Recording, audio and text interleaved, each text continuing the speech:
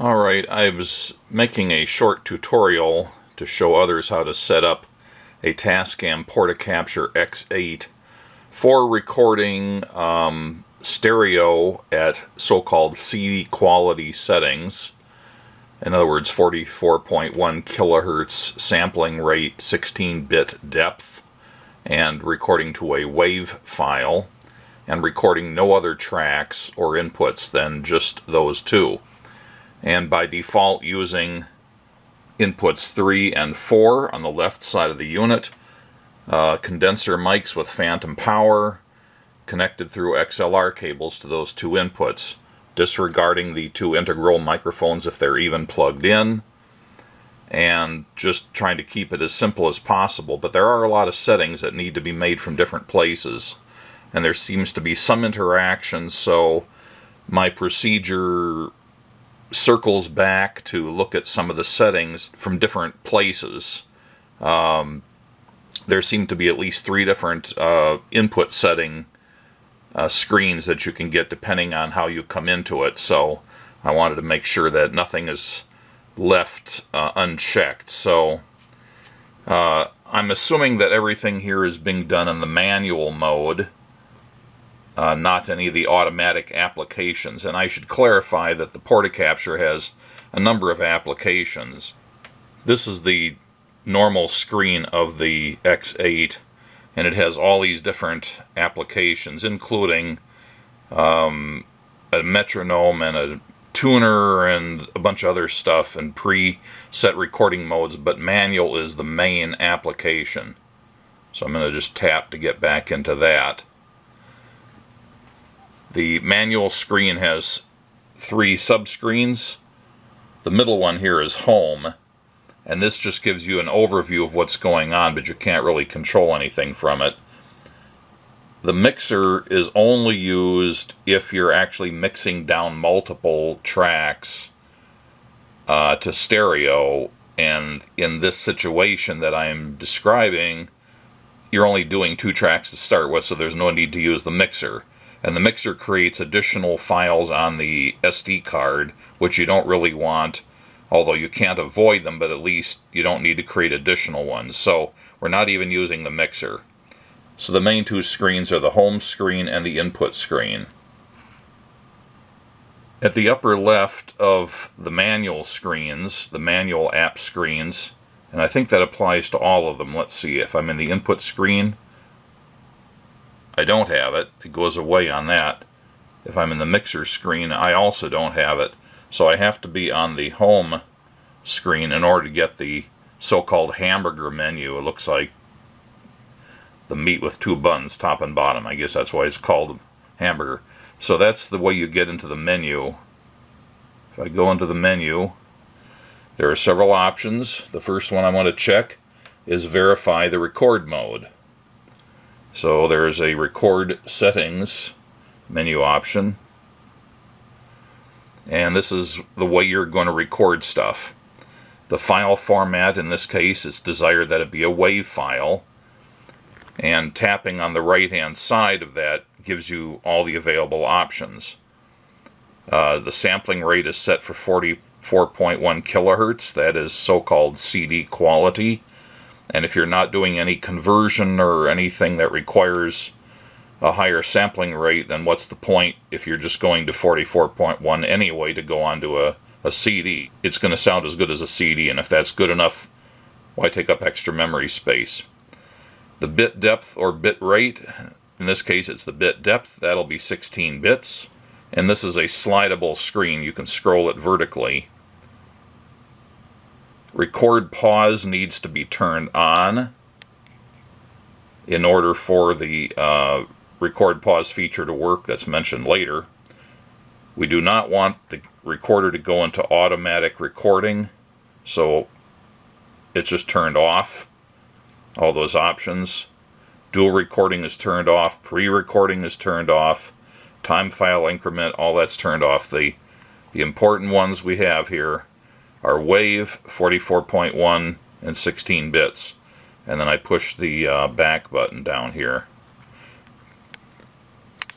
Now I need to get back into the hamburger there. and go to input select. So I push that input select button, and this is where the 6 tracks that this recorder is capable of handling are assigned to the various inputs. Tracks 1 and 2, tracks 3 and 4, tracks 5 and 6. So now that we're into the input select screen, tracks 1 and 2 are the first 2 that are going to use, and we're only using 2 tracks because we're only recording stereo. We're not using tracks 3 and 4 or 5 and 6. And we want tracks 1 and 2 to be selected to the appropriate inputs. These guys over here are inputs 3 and 4, so I need to go over here and push the right side, and it gives you a picture of the unit viewed from the top. Inputs 1 and 2 are the integral microphones.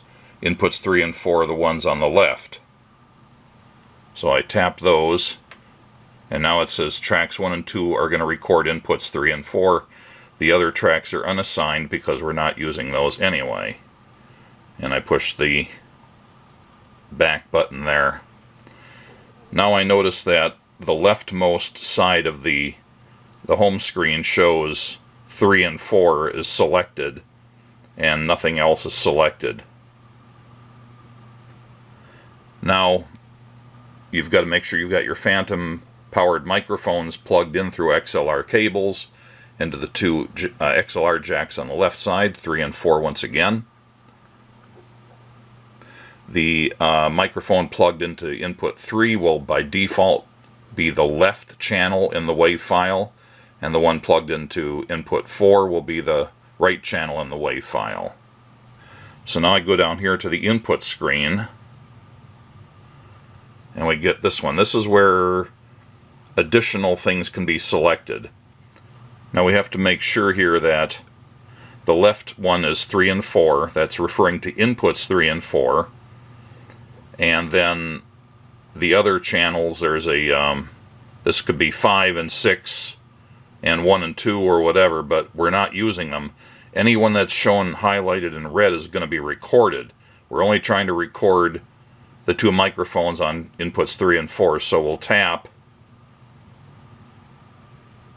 this guy and turn it gray, tap that guy, turn it gray, tap that guy and turn it gray. Now I'm going to go back to the home screen and go back into the hamburger, and in general settings we're going to go to I/O settings and tap that. We want to make sure that the phantom power is on and selected to 48 volts. That's appropriate for most mics. We're going to have the microphone trim set to 0 dB for both the left and the right, and we're not using the speaker, so that's turned off. We'll go back. Now we're going to go down here to power display and make sure the thing isn't going to power off on us or something like that, or dim the display. I should say that this is all based on running off of USB power, not running off the integral batteries. My understanding is that this X8 blows through batteries pretty quickly, so if you're recording anything of any length, you probably just want to be powering it off of USB instead of batteries. So we want auto power save to be off, power source select to be auto. It'll use whatever is available, but in this case it'll just be USB. I don't have any batteries in there, but if I did plug them in, they'd probably be alkaline, so I'm leaving that selected the way it is. Power save mode is turned off. The backlight is always on. The brightness is mid-level. Indicators are all on. And contrast defaults to medium, and that's appropriate. So now that I've made sure I've taken care of all these general settings, I'm going to back here. Okay, we go back to the input screen. It likes to come back to the home screen when we return from the menu, so I have to tap input again. And I want to make sure that after doing these other changes, 3 and 4 are the only ones that are identified and currently shown highlighted in red. There is a single level control that applies to both microphones, and that's because there's a function called stereo link, which is turned on, and I'll get to that momentarily, but it's on by default, so it's currently on. It's combining those two channels into a stereo pair, so it gets a single volume or level adjust slider or fader. Now above the highlighted 3 and 4 is a icon of a microphone. I want to tap that and review. Stereo link, which I mentioned before, is turned on. The input is indeed a microphone. Phantom power, even though I had it selected to 48 volts under the other settings, phantom power isn't actually turned on until I turn it on here. And since having cables plugged into things that are not phantom power microphones, turning on phantom power might damage something, so it's going to ask me if I really want to turn them on, and it is per microphone or channel in this case. It's possible that one microphone needs phantom and the other one doesn't, so it's an individual selection. Do that, and it says, "Are you sure?" Yes. So now that one's turned on. Tap that guy. I'm doing this through the viewfinder of my camera, so I'm being klutzy. Okay, phantom power is turned on. By default, the input gain is set to the low setting, or low range, and I'm going to leave it there. Unless you find out that your recording levels are just weak, you can change it to high, but it's probably good having it set to low. That's the default. And I click back once again. Okay, so everything should be ready to record now. And since I have the record pause set elsewhere, when I push the record button here, it's not going to immediately start recording.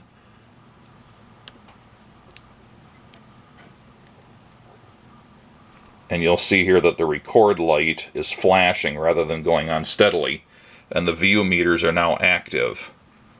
So it's showing that I'm getting signals from the microphones.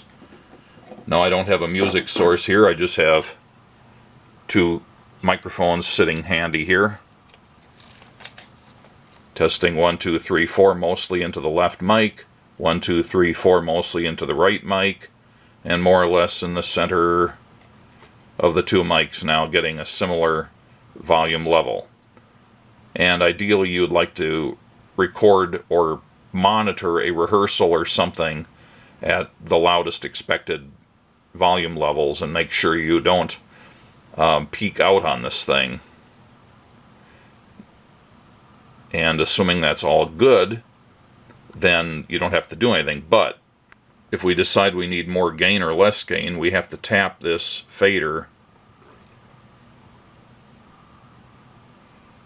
which it's not that clear in here, but it gets sort of highlighted in cyan.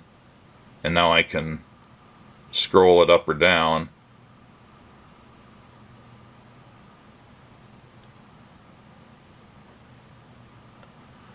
Now if I'm talking, it's going to be bouncing around about here.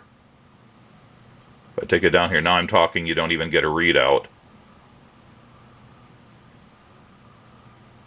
Now I'm talking and I get a little bit of a readout. Anyway, you'll set your gain that way. Also, while this is highlighted, you don't have to drag your finger around. It's very imprecise. You can use the big knob down here to adjust.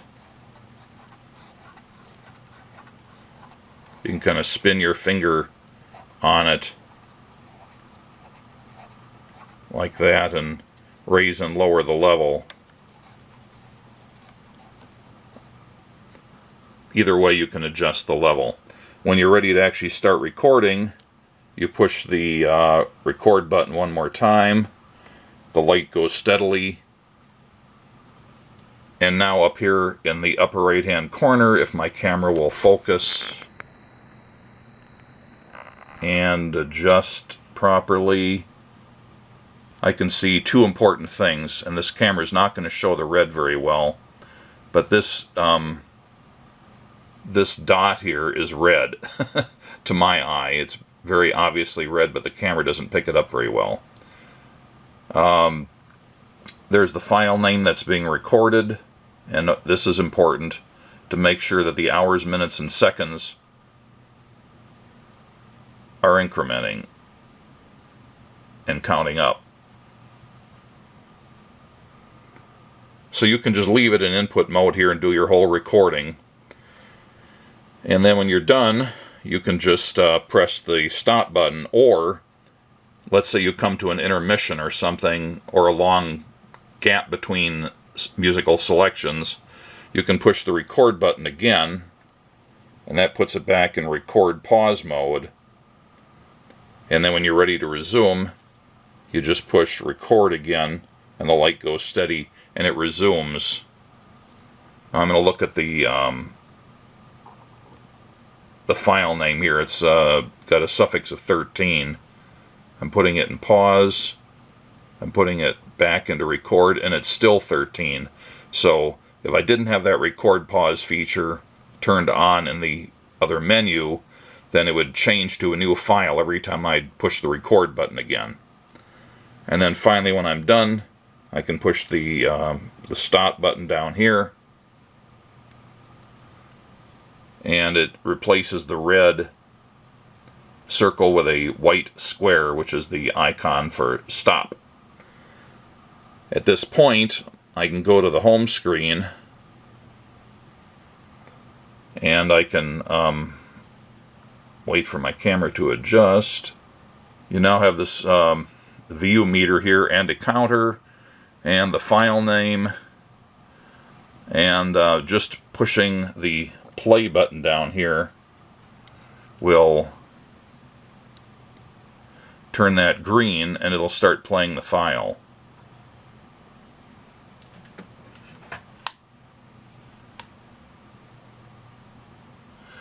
And it's probably easiest to listen to it through a headphone plugged into the headphone jack here.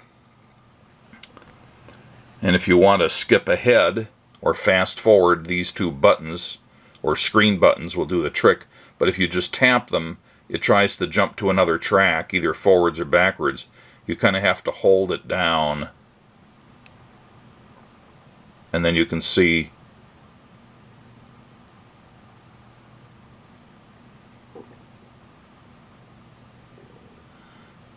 it moves it a lot, then it slows down, and you have to kind of, you know. Now there I tapped it by accident. It changed to a completely different track. So that sucked. That's not what I wanted. This is not a very good feature of this unit. It's too sensitive on this. There really should be real physical buttons to push for that kind of thing. Now I got back to the track I was on, and once again you can see the 3 and 4, the left and right, bouncing up and down, and the master bouncing down the same way. So you have a recording that presumably is successful. Now when you put this SD card into your computer, into a card reader, assuming that's what you're doing, then it's going to show up with 3 folders, and only one of those is of use in this particular situation. You're going to end up with a sound folder, a sound pad folder, and a utility folder. The files that have been created from the recording are going to be in the sound folder, and they're going to have a, unless you do something different in setup, which I've not covered, you can specify different types of file naming systems. And by default it's going to give you the date and then the file number. So it's going to look a lot like this here. Like the year 25, the month 03, the day 04, and then an underscore, and then a 4-digit file name. So it's going to show you that, and then because you've recorded a WAV file, there's going to be one that's .wav, and unfortunately you can't avoid it. There will also be one called mix.wav. That's the output of the mixer. Even though we're not using the mixer, this stupid thing is going to record a mix file nonetheless, and there's nothing you can do about it except ignore it. Although by the defaults, the mix is probably going to be virtually identical to the recording we've made manually. There's nothing else to mix in, and the levels are the same, so they should be pretty comparable. So you might treat that as a backup or something. And then finally, there's going to be a .bin file, which is useless for most purposes. But that's a quick overview on how to get this thing working with a set of phantom-powered microphones over XLR connectors and recording to a stereo WAV file using the so-called CD quality settings. While we're here, I'm just going to try to cover the integral microphones. So the first thing I want to do is go to the hamburger menu and go to record settings, make sure I haven't changed anything. That's still WAV 44.1 16 bits. Go back to the hamburger menu and select Input Select. And I'm not going to be using the XLRs into 3 and 4. I'm going to be using the built-in mics into 1 and 2, as it's mentioned here, 1 and 2. So I tap the right side of that, and it gives me the overview, and I tap 1 and 2. So that's taken care of. I go back. I have to go to my input screen. I have to go here and select the type of microphones. It is showing that we're not using 3 and 4 and we're not using 5 or 6.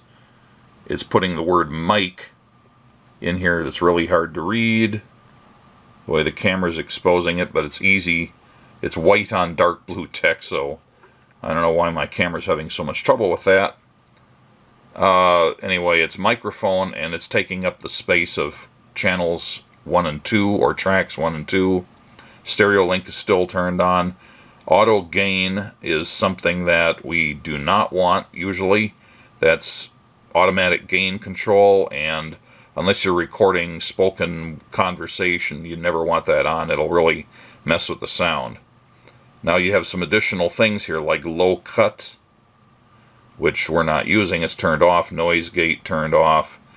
Limiter compressor turned off. EQ turned off. Phase invert is turned off individually for both channels, and the gain is still set to low. So let's see what happens when I push the record button. I've got the flashing record light, and I'm seeing activity on the view meters from the microphones up here. Testing 1, 2, 3, 4. So that's that. I'm not actually going to record that now. I'm just going to stop. But that's the change in settings required to go to those microphones. I hope this is of use to somebody besides the people I specifically made it for. Alright, I want to cover a little bit more on the mixer function. So what I said earlier in this video about you don't really need to use the mixer, and that's true if you are just going to record a stereo set, a couple of microphones or whatever, onto tracks 1 and 2, and just use the tracks 1 and 2 combined stereo WAV file, then yeah, you don't need to use the mixer for that. However, let's say you're monitoring with a set of headphones.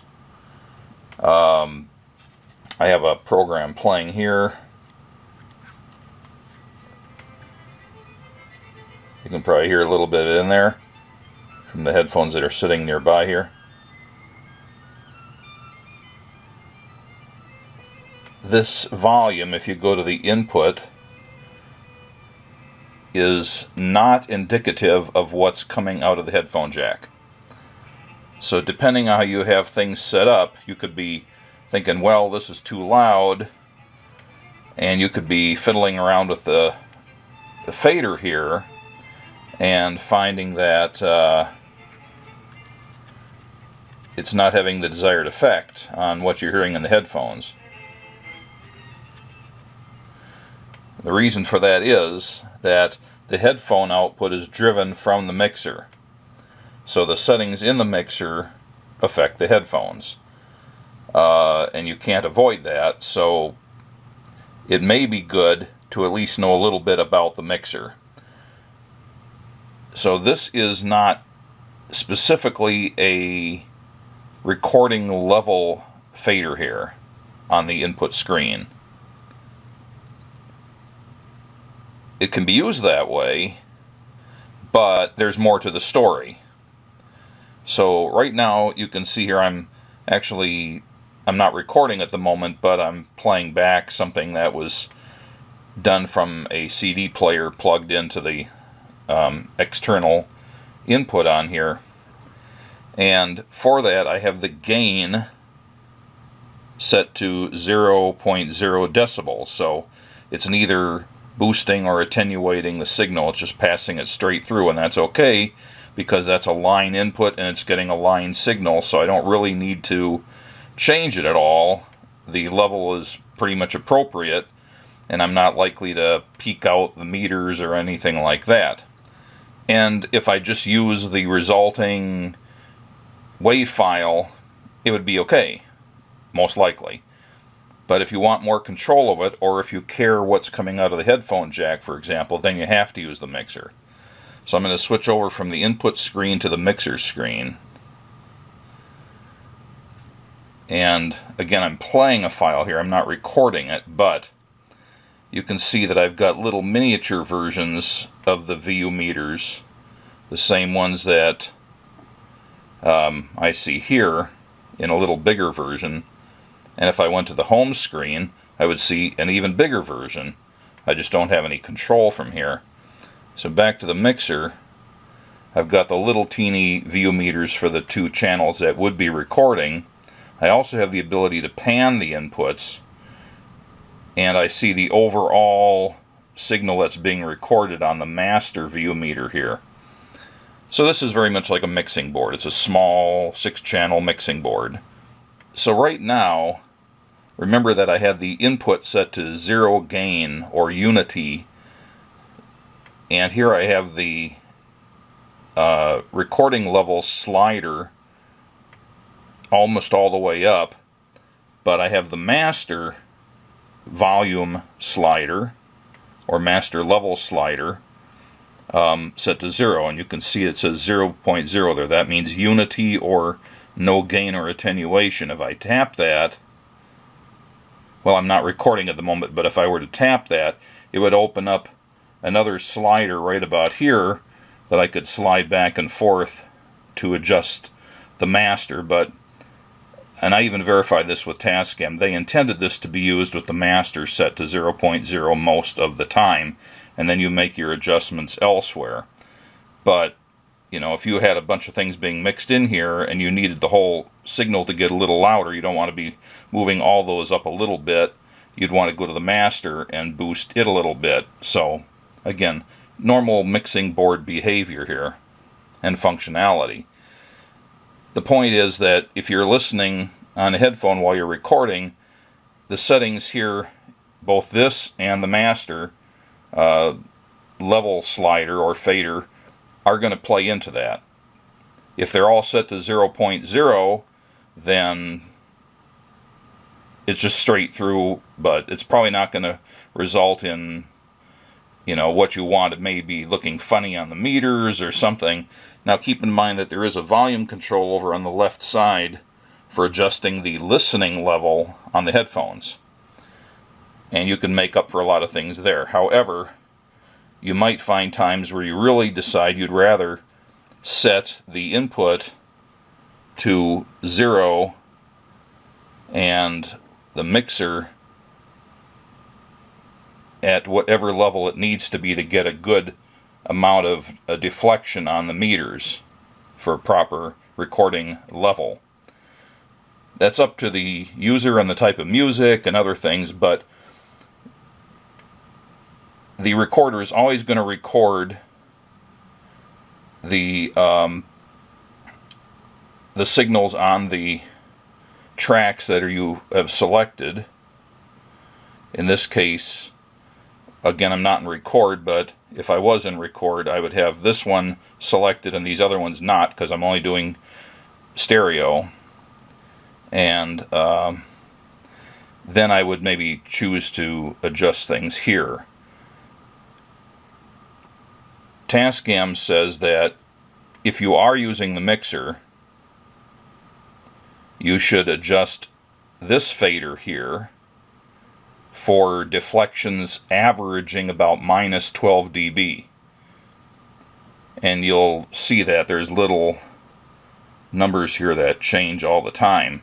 So you want to be seeing it hanging around minus 9 a lot of the time, which is kind of like right about where it's at now.